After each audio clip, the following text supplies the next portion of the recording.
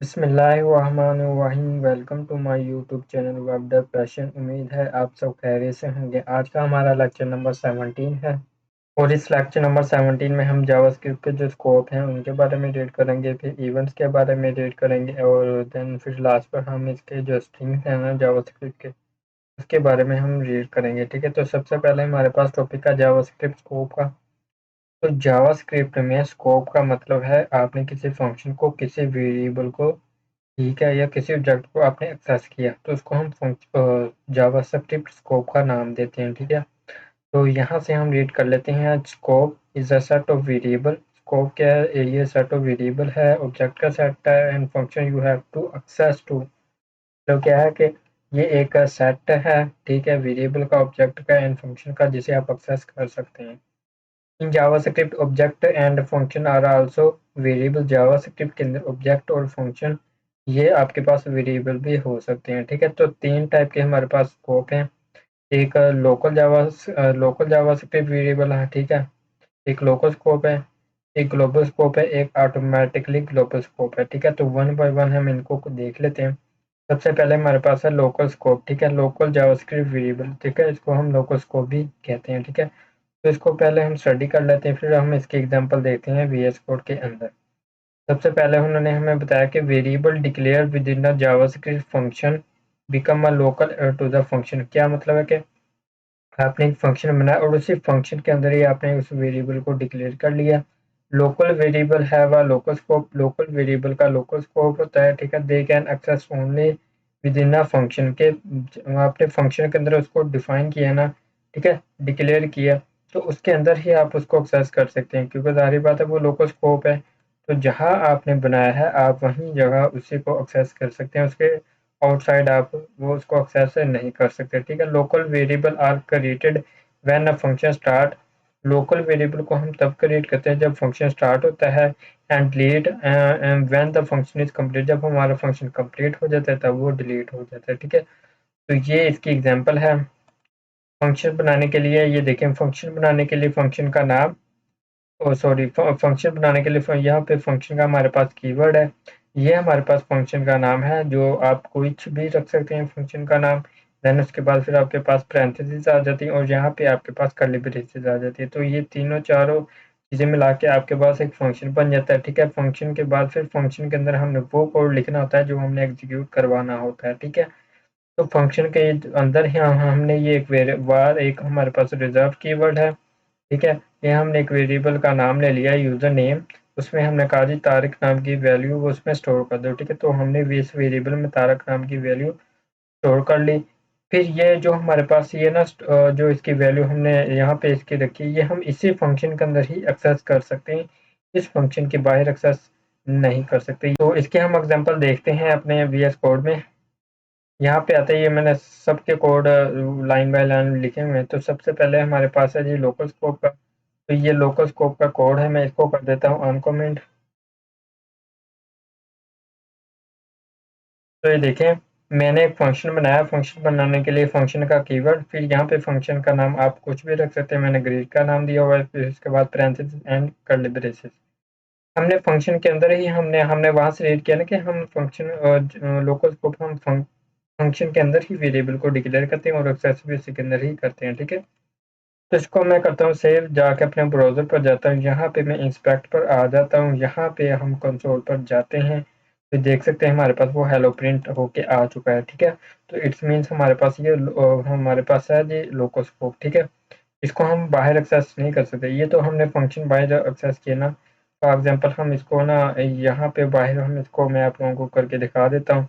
तो मैंने इसको बाहर ले आया, इसको मैंने कर दिया कमेंट, इसको मैंने सेव किया, ब्राउज़र पे किया। ठीक है, तो ये देख सकते हैं हमारे पास वो एरर आ चुका है। ठीक है, हम इसको एक्सेस नहीं कर सकते। हम यहाँ पे जाते हैं, ये देखें, हम इस फाइल में जाते हैं तो ये हमें यहाँ पे एरर वो शो करवा रहा है। ठीक है, तो इसलिए हम इसको बाहर एक्सेस नहीं कर सकते क्योंकि हमारे पास ये लोकल स्कोप है। अब हमारा नेक्स्ट टॉपिक आ जाता है ग्लोबल जावास्क्रिप्ट वेरिएबल का, यानी ग्लोबल स्कोप का। तो ग्लोबल स्कोप क्या है, इसको भी हम स्टडी कर लेते हैं। अब वेरिएबल डिक्लेयर आउटसाइड अ फंक्शन के, आप वेरिएबल को डिक्लेयर करते हैं फंक्शन के बाहर, बिकम अ ग्लोबल, जो कि ग्लोबल बन जाता है। अब global variable has a global scope. Global variable का ग्लोबल स्कोप होता है, जाहिर बात है। All scripts and function on a web page can access तमाम स्क्रिप्ट्स और फंक्शन उसी वेब के पेज के अंदर उसको एक्सेस कर सकते हैं, कहीं भी इसको वो एक्सेस कर सकते हैं। Global scope is complete JavaScript environment. इसका क्या मतलब है कि ग्लोबल स्कोप में आप वेरिएबल को डिक्लेयर करते हैं फंक्शन के बाहर। जब आपने फंक्शन के बाहर उसको डिक्लेयर कर दिया तो वो ग्लोबल बन गया। अब उस सेपरेट फाइल में हम कहीं भी उस वेरिएबल को एक्सेस कर सकते हैं, ठीक है। तो ग्लोबल बन गया है। तो इसकी एग्जांपल भी हम यहीं से देख लेते हैं। तो इसको मैं करता हूँ अनकमेंट। यहाँ पे मैंने इसको किया सेव। मैंने ये देखें, ये मेरे पास एक फंक्शन है। ये फंक्शन के बाहर मैंने वेरिएबल को डिक्लेयर कर लिया। फिर ये मैंने फंक्शन बनाया, फंक्शन के अंदर मैंने इसको एक्सेस किया। ये देखिए बनाया मैंने बाहर, ठीक है, क्रिएट मैंने किया फंक्शन के बाहर। मैं इसको एक्सेस कर कहाँ कर रहा हूँ, फंक्शन के अंदर, ठीक है। तो नीचे हमने ये function same as it is call कर लिया, ठीक है। तो ये देख सकते हैं कंसोल पर मैं जाता हूँ, मैं एक बार रिफ्रेश करता हूँ तो देखिए हमारे पास अली वो हमारे पास शो हो रहा है, ठीक है। तो ये थे एग्जांपल आपके ग्लोबल स्कोप के। देन उसके बाद हमारे पास है ऑटोमेटिकली ग्लोबल। इसका क्या मतलब है, इसको भी हम स्टडी कर लेते हैं। If you assign a value to a variable, अगर आप कोई वैल्यू असाइन करते हैं किसी वेरिएबल को that has not been declare, इसको आपने कोई डिक्लेयर नहीं किया, it will automatically become a global variable. इसका क्या मतलब है कि आपने कोई वेरिएबल डिक्लेयर किया, आपने ना वार लगाया, ना आपने लेट लगाया, ना आपने कॉन्स्ट लगाया। ES6 के अंदर हमारे पास लेटेस्ट जो फीचर है, हमारे पास लेट और कॉन्स्ट वेरिएबल को डिफाइन करने के लिए, ठीक है, यूज किए जाते हैं, ठीक है। तो ऑटोमेटिकली ग्लोबल की हमारी बात हो रही है, तो हमने वो वेरिएबल तो बना लिया, लेकिन हमने उसके साथ ना तो वार लगाया, ना लेट, ना कॉन्स्ट। हमने जस्ट वेरिएबल लिया, फिर उसको हमने वैल्यू असाइन कर दी, ठीक है। तो ऑटोमेटिकली ग्लोबल बन जाता है। क्या, कैसे, ये आप देख सकते हैं। उसकी एग्जांपल मैं यहाँ पे आप लोगों को दिखा देता हूँ। तो ये देखें, फंक्शन बनाया हमने, फंक्शन के अंदर वो हमने डिक्लेयर कर दी वैल्यू, ठीक है। इसके अंदर हमने ना तो लेट लगाया, ना वार लगाया, ना कॉन्स्ट लगाया, हमने जस्ट यही लिखा। फिर उसको हमने वैल्यू असाइन कर दी 10। नीचे हमने फंक्शन कॉल कर लिया, फिर यहाँ पे हमने उसकी वैल्यू प्रिंट करवा दी, ठीक है। तो जब हम इसको सेव करेंगे, सेव जाकर अपने ब्राउजर पर जाएंगे, तो ये देख सकते हैं हमारे पास वो उसकी 10 वैल्यू आ चुकी है, ठीक है। तो हमारे पास यहाँ पे ये देखें, ये इंडेक्स डॉट एचटीएमएल, ये हमारी फाइल है ऊपर वाली, ठीक है। तो 10 इसके अंदर आ चुका है हमारे पास, ठीक है। तो ये थी ऑटोमेटिकली ग्लोबल की एग्जांपल। फिर उसके बाद life time of JavaScript variable. JavaScript के वेरिएबल की लाइफ टाइम के अबाउट ये कुछ पॉइंट्स हैं। इन पॉइंट को जस्ट बस आप लोगों ने रीड आउट ही करना है, ठीक है। उसके बाद हमारे पास है इवेंट्स। इवेंट्स क्या होते हैं, ये ब्राउज़र की जो हमारे पास ब्राउज़र में हम जो एक्शन करवाते हैं ना, तो वो हम इवेंट्स के थ्रू ही करवाते हैं, ठीक है। कैसे, हमने किसी बटन पर क्लिक किया, या कहीं हमने होवर किया, ठीक है, या कोई हमने की प्रेस की, ठीक है। तो ये सारे इवेंट्स होते हैं, ठीक है। तो इंटरेक्शन बनाने के लिए यहाँ से हम रीड आउट कर लेते हैं। JavaScript interaction with HTML is handled through event that occur when the user browser manipulates a page।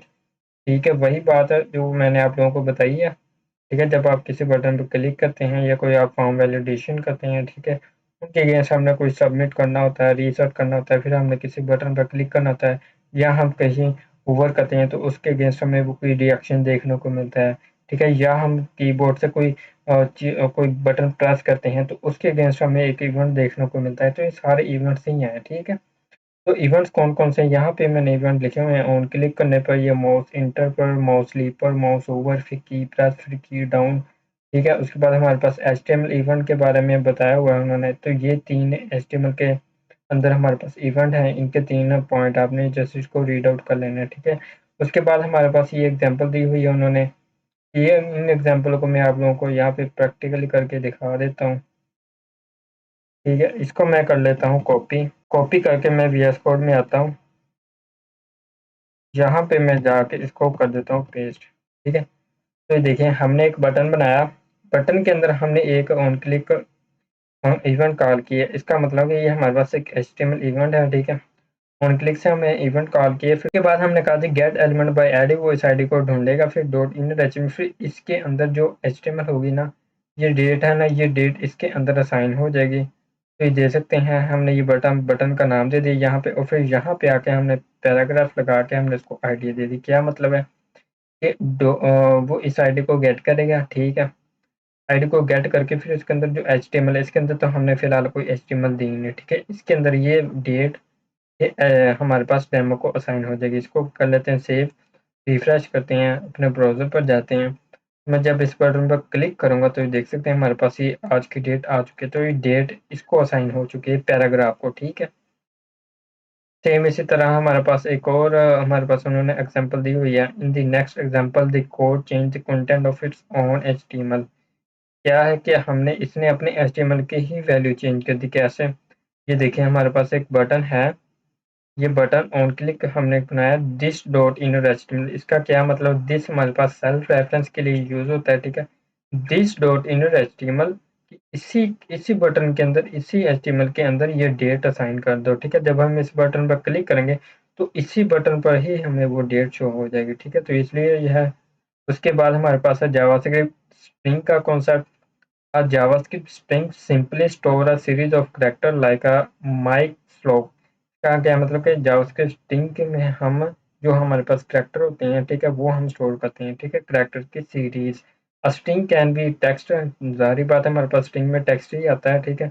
Inside a quote, जिनको हम क्योटेशन के अंदर लिखते हैं। आप सिंगल क्योट के अंदर भी लिख सकते हैं, आप डबल क्योट के अंदर भी लिख सकते हैं, ठीक है। उसके बाद हमारे पास ये देखें, हमने एक वेरिएबल को डिफाइन किया, उसको हमने ये देखें, ये एक डबल क्योट है, ये डबल क्योट, एक ये डबल क्योट, एक ये डबल, तो इन दोनों को दरमियान हमने जो भी वैल्यू लिखी तो ये हमारे पास स्ट्रिंग कहलाती है। हम यहाँ पे सिंगल क्योट भी यूज कर सकते हैं, ठीक है। उसके बाद आप, ये हमारे पास विदाउट डबल क्योट है, ये वाला एग्जाम्पल। ये हमारे पास है कोटेशन वाले, ठीक है। इसको हम स्ट्रिंग कहेंगे, इसको हम स्ट्रिंग नहीं कहेंगे, ठीक है। उसके बाद फर्दर मजीद उन्होंने यहाँ पे डिफाइन एक्सप्लेन किया हुआ है हमें। ये हमने, ये देखें, ये हमने डबल स्ट्रिंग में लिखा हुआ है, ये भी स्ट्रिंग है हमारे पास, ठीक है। उसके बाद हमारे पास है स्ट्रिंग एक की एक प्रॉपर्टी है लेंथ की। आपने किसी, आपके पास एक स्ट्रिंग है ना, तो आपने उसकी लेंथ मालूम करनी है, तो उसके लिए हमारे पास एक मेथड है लेंथ का, ठीक है। The length of a string is found in a built in property length. ये हमारे पास एक बिल्ट इन, ठीक है, ये हमारे पास बिल्ट इन मेथड है स्ट्रिंग का। तो जिसकी मदद से हम जिस स्ट्रिंग की लेंथ को मालूम कर सकते हैं। कैसे? ये वीएस कोड में आते हैं। यहाँ पे आके मैं इस कोड को कर देता हूँ अनकमेंट, एंड देन मैं इसको करता हूँ सेव।